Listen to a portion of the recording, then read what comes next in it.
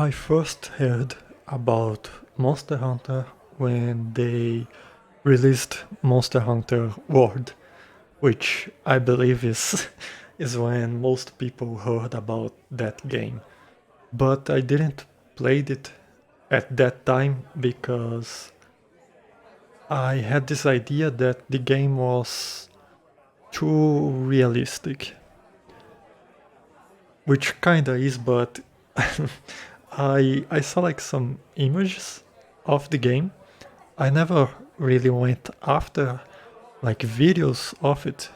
Don't really know why, but yeah, I saw some images and I thought that they went to like dinosaur aesthetics because I would see images of Anjanath and Kuluyaku, which are clearly dinosaurs, and I would think that that was the entire game. I was thinking that the monsters were all based on dinosaurs. Um, and that was not what I was looking um, at that time in a game. So I just forgot about it. Um, and I don't know, it was just not for me. I was seeking like some more fantasy games at that time.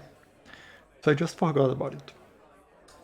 Fast forward a couple years, and I started to develop an interest in speedruns.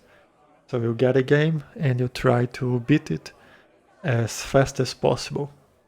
You can use some glitches or maybe not. It will depend on the game and the rules that the community set up. And eventually I found the channel of Carl Jobst. I I'm sure I just butchered his last name in there. Um, but yeah, I found Carl's channel and he makes videos about speedruns. He do videos about um, new strategies that got discovered. He does videos about world records being broke. And he also does videos about cheaters getting caught.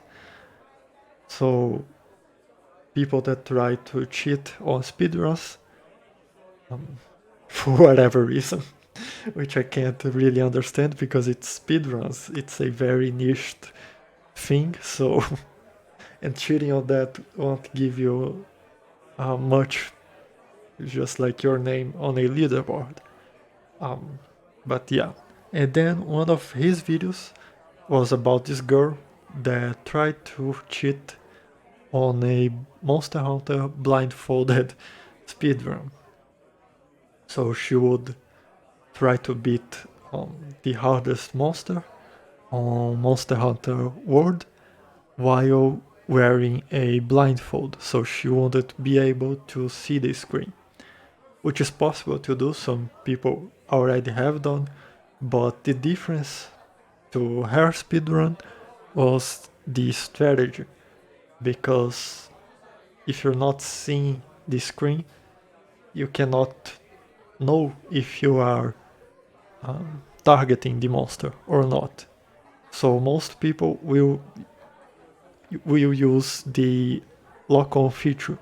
So the camera will stay locked into the monster and you will always be facing the monster, which she didn't do in her speedruns. So on her speedrun, the camera would move freely, which is a problem because, as I said, you're not seeing the screen. But yeah, I don't really want to get too deep on that, but that's like the basics. And that was the second time I heard about this franchise. Well, the second time I heard about Monster Hunter World, because up to that point I was thinking that it was just this game, this one game. But then I saw Carl's video and I realized that it was actually a franchise with a bunch of other games that came prior to World. And that's when I decided to um, play the game. So I saw his videos and I saw that the game was not that realistic. Well, they try to um, they try to kind of explain some stuff, like if there is a monster that can control thunder, they will try to write a story for that monster explaining how he can control thunder, how he can um, how he gets that power. Like Zinogre, he has some lightning attacks, and they try to explain that through some bugs that he catches, and those bugs kind of gives him this power. Well, that's a very very simplistic way of saying that, but yeah, there is some more details in there. But that's the idea.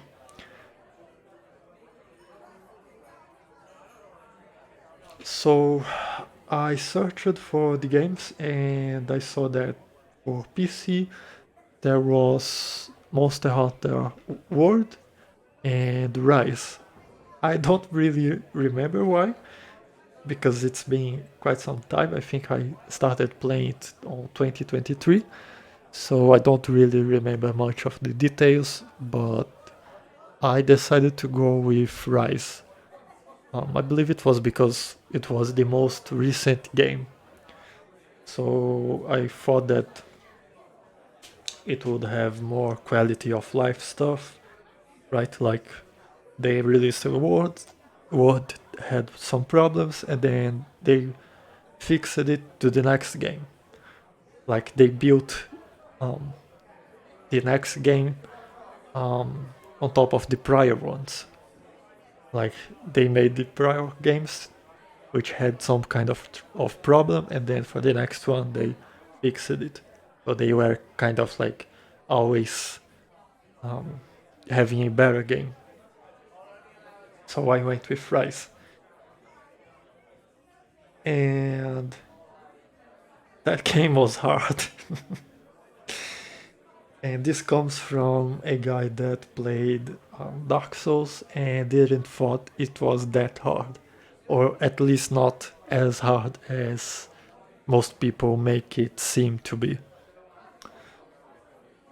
Because on Monster Hunter you have, I don't know, 70 something monsters, and all of them have different attacks. Some will have like similar stuff, but for the most part, yeah, it's different, completely different monsters with different hitboxes and weak spots. So you have to learn those. While on Dark Souls, it's like they reused a bunch of enemies. So if you learn to deal with them on the beginning of the game, you will manage to deal with them at the ending of the game, which does not happen in this franchise, Monster Hunter. But yeah, the game is split into 3 segments. You have village quests, and then low rank and high rank, which will get progressively harder. And on village is where you will have the story of the game, or at least part of it. You'll get to that later. So I think that's a good spot to start. So the story of this game is that there is a horde of monsters called the Rampage that is attacking our village, and they always come back every 50 years or so. So every 50 years we have this bunch of monsters that are just um, running towards our village and destroying everything. So we need to protect the village. So that's how the game starts. And then the game gives you all of the weapons it has. The game has like 14 weapons, and a good thing is that it, as soon as you create your character, the game will give you all the weapons so you can test them out and see which one fits you better. But there is always a standard weapon. So there is a weapon that your character will start the game with, um, equipped with, and in this game is the longsword, which is this katana looking, um, katana like looking weapon. And at that moment, I didn't realize that I had all the weapons in my item box, so I just went with the longsword for some hunts. Um, so the game starts kind of slow, it's just like there is the front page, but you still need to like get familiarized with the game, so they will just give you some random quests that will not really advance the story. It's like, oh, hunt this monster and then hunt this other monster and so on. And I tried to use the longsword, but it didn't fit me that well because I thought that the longsword was a too slow weapon, which is kind of weird to think about it now that like I know the game better. The game is like still very grounded, right? So you will have some really big weapons that are really slow to use. So that was my problem with the longsword. I would hit the monster and then I wouldn't be able to do anything else, like move to get away of his attack or like try to block. So I kind of gave up on the longsword. So I went to the training room, tried to test out other weapons, and I saw the great sword, which I thought to be a really cool weapon, but to me at that time was really impossible to use because it was even slower than the longsword. And since I didn't really search about that game, all I saw was Carl's video. I didn't knew that for slow weapons, the idea is that you shift the weapon, you put the weapon away, and then you are able to walk around. So you position yourself, and then you pick your weapon again to strike the monster. So I was thinking that I should always have the weapon on my hands. Um, and that's why I couldn't use the greatsword. I eventually got to the sword and shield, and I started to use that for some hunts. It was not a weapon that made me happy about because it didn't look that cool. Like you would have these other giant anime like weapons, and then you would have the sword and shield, which is like it's kind of a long sword and a shield, like a long sword of the real world,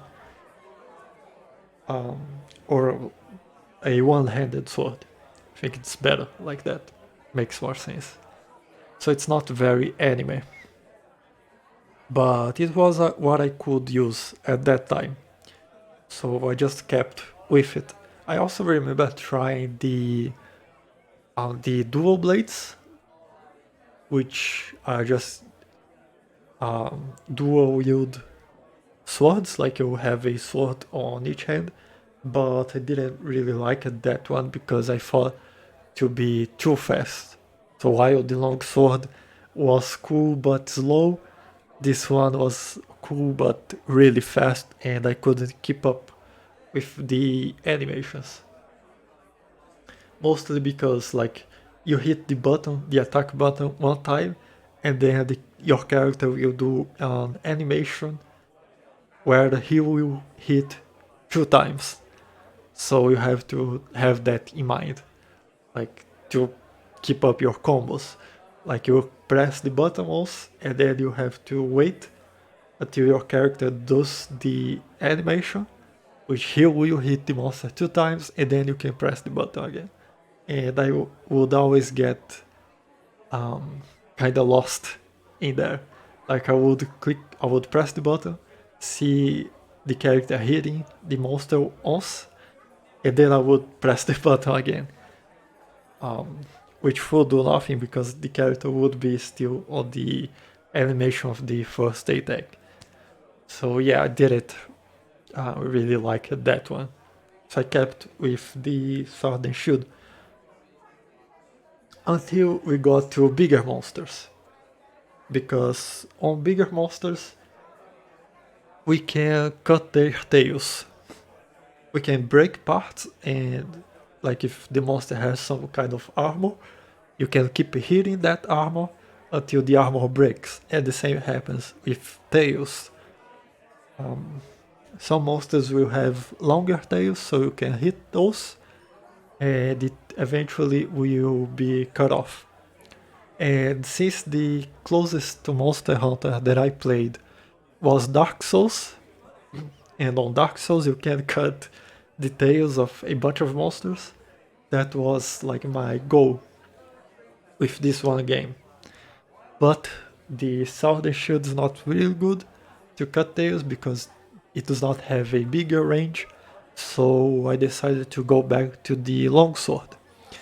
And I decided to keep smashing my head against a wall until I finally learned how to play that weapon, which worked for quite some time until I got to Nagakuga, which is this really fast monster. It looks kind of like a panther or a jaguar. I think that's another name for it. And it has a really long tail, which it will use to hit us.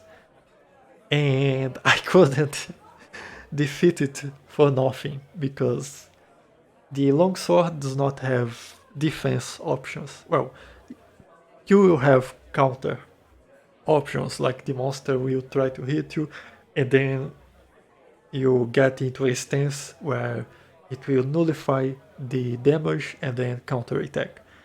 But for a new player, that's kind of hard because I don't know the monster, I don't know his attacks.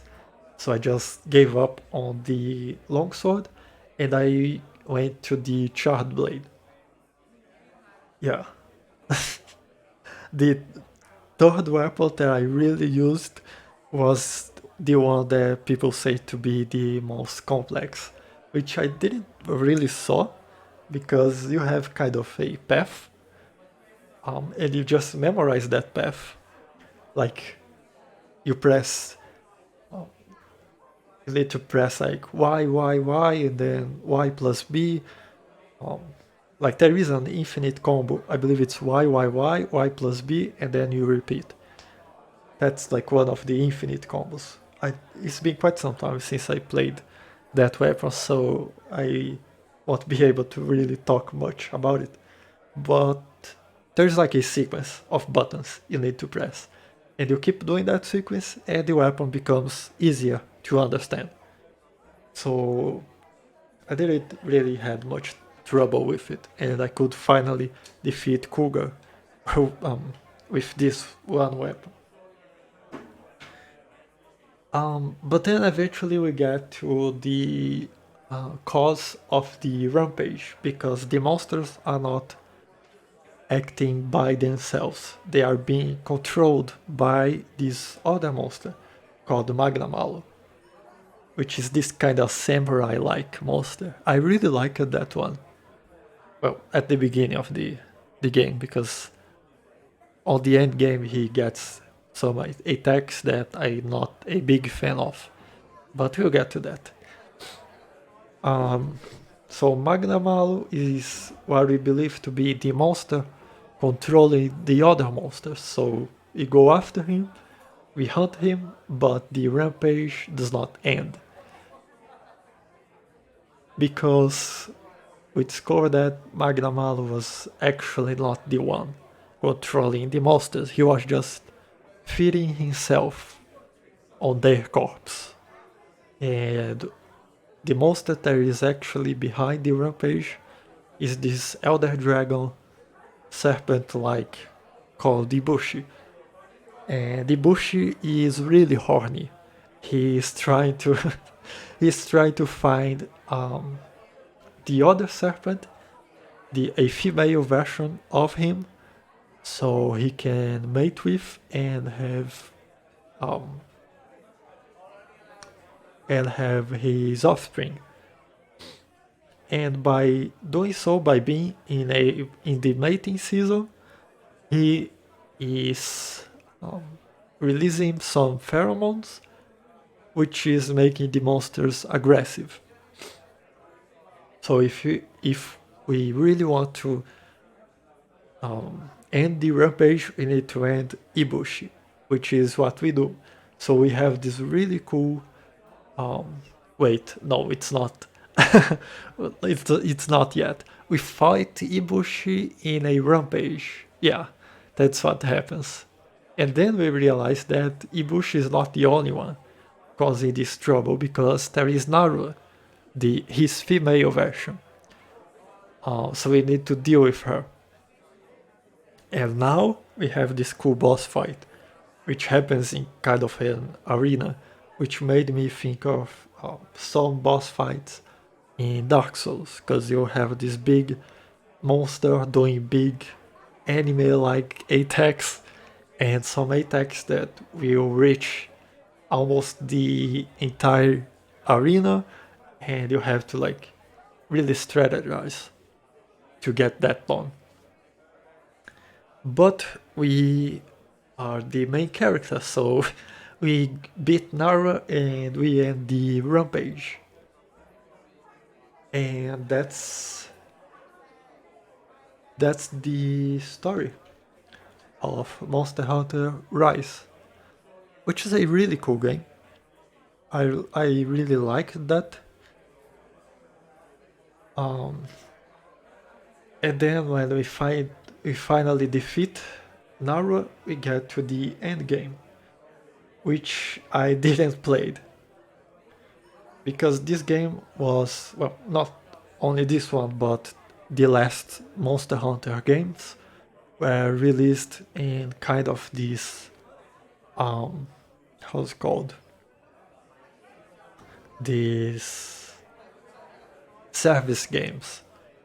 They do not release the full game. They release a part of it and then they update it, and they keep doing that. So a service game, like you pay for it and then you just wait for the updates. So for the people that played that game when it got released, they had to do the end game of Rise, which was doing the rampage quests, which most people don't like. I'm included in there, but, well, unless I play with Master Rank gear, which is the rank that comes after the high rank, because that way the rampages get a little less boring. But yeah, for the people that played when the game was still being released, they had to do the end game, which was just grind rampage quests to get better gear, which fortunately I didn't have to do because I started playing it when the game was already finished. So I defeated Naru and I just jumped to Sunbreak. But that's a talk for another video. The end game of Rise to me was just like level up your character and then unlock new monsters, which I didn't really like it. Because it was literally just, get to level 50 and then you will unlock this one cool monster so you can fight him. Now, okay, you defeated him, now you need to get to level 70. So you unlock this other monster so you can fight him.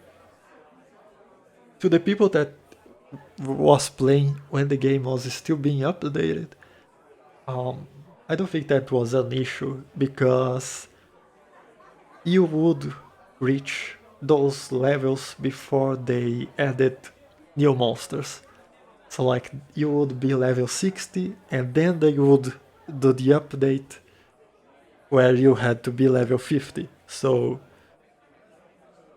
I think it could have been less boring for people that were playing back then. For me, it was just like, okay, level up and now fight this guy. And it was even um, more boring because I was not playing Rise. I was not playing just Rise, but I was playing Sunbreak, which is the expansion. So I would just be playing Sunbreak and leveling up my character, and then I would have to come back to the Rise content to play the monsters that are just unlocked. And to me, it has two big problems. The first one is that while I was playing Sunbreak, I was unlocking new gears that are way more powerful than high rank gears. Like you get the first master rank armor, and it is way better than the last high rank armor. So I would have the master rank armor, even like if it was the first one, does not matter. And I was fighting the endgame monsters of high rank, so it got really easy to me. So that's the first problem. And it was my first Monster Hunter game, so I had no clue that that was not how they made the game to be played. Um, but yeah, that's the first issue. And the second one is that the monsters they add, the monsters you unlock after defeating Narua, has nothing to do with the story. It's just like, okay, we know you guys like these monsters, right? So we're gonna put them in the game so you can fight them. And it's just that. It does not add much to the story. Well, it does not add anything to the story. It's just like the monsters that people like, and now you can fight them.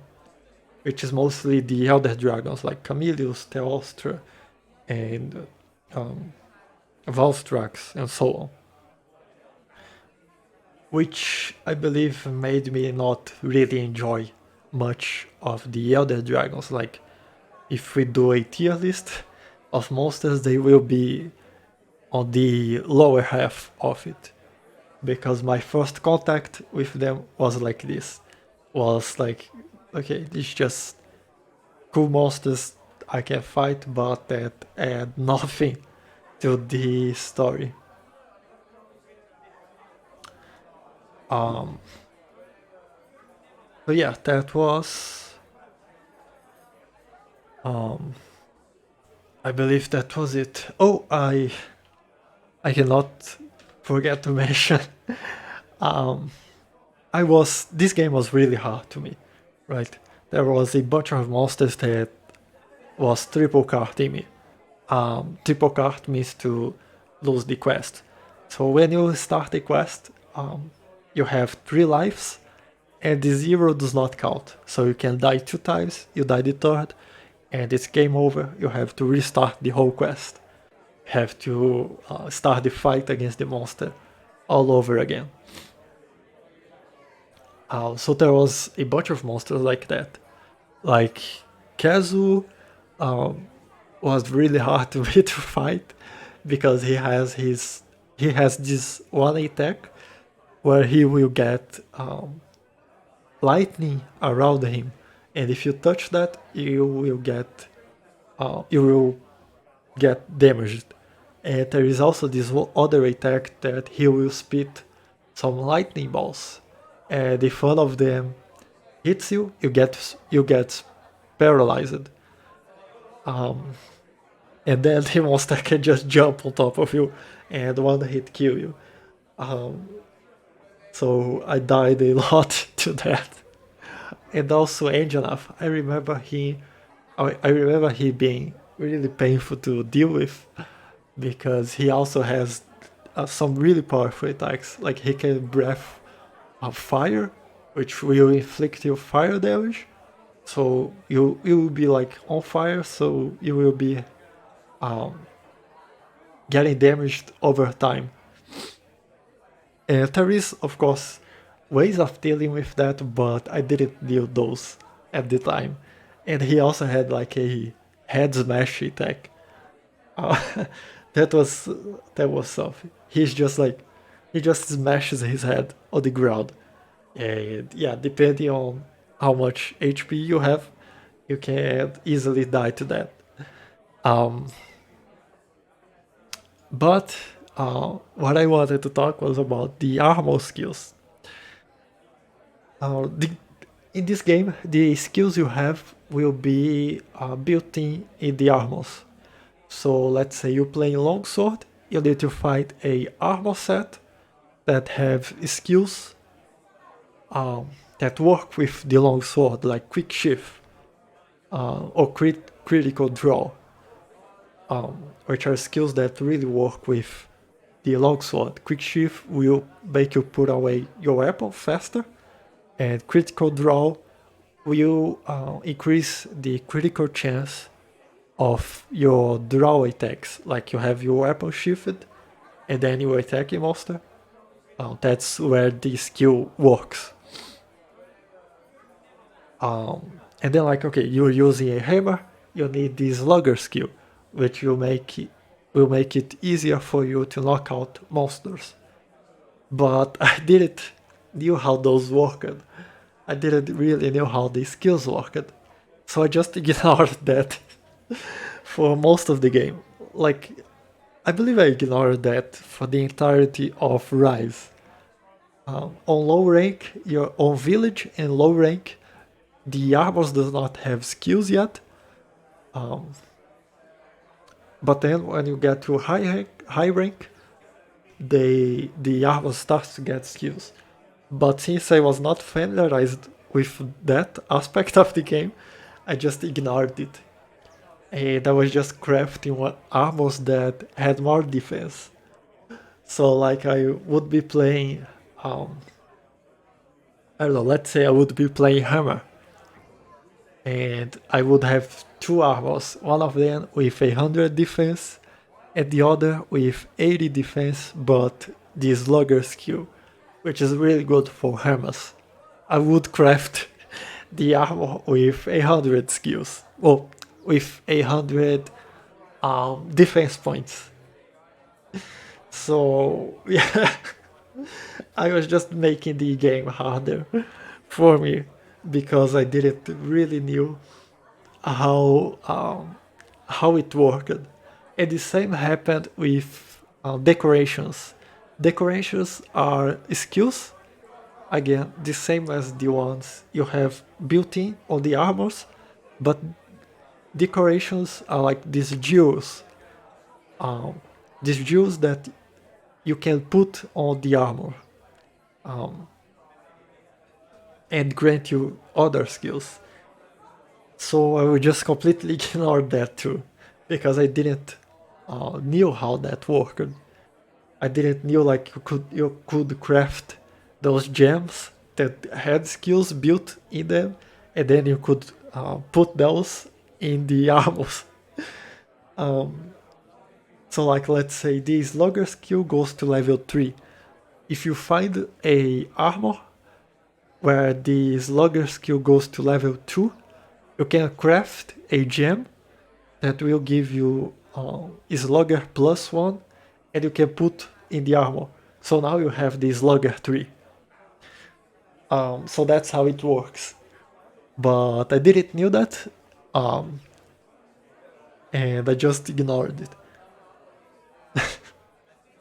So yeah, that was Um, that was Monster Hunter Rise. How I played the game. Um, it's cool. It's a nice game. Um, I recommend because I don't know. I like that. It's interesting. Um, so if you if you have no idea what Monster Hunter is, but still clicked on this video, yeah, you can get that on PC, and it's really cheap. I got, I think I paid 20% of the price when I bought that because the biggest discount Steam gave was 60%, something like that. But I bought Rise and Sunbreak, which I believe the biggest discount they gave was 67%. But I also had like a little bit of money on my Steam wallet, and like it was money that I was not used for anything else because I decided to not buy anything on Steam anymore. That's a talk for another video. But yeah, there was this money in there that I wouldn't use for anything else. So I just got Rise and Sunbreak with that. So I got like the discount, the 67% discount, and then the money on the wallet, I believe it was equivalent to 10% of the game price. So I paid around 23% of the price, and that was on 2023. Now that they released Monster Hunter Wilds, I checked the price history, and I believe it's on the historical low right now. It's like 70% discount or something like that. So yeah, it's really cheap to get that. But yeah, that's that's Monster Hunter Rise. See you on the next one, I guess, where I'll be talking about Sunbreak.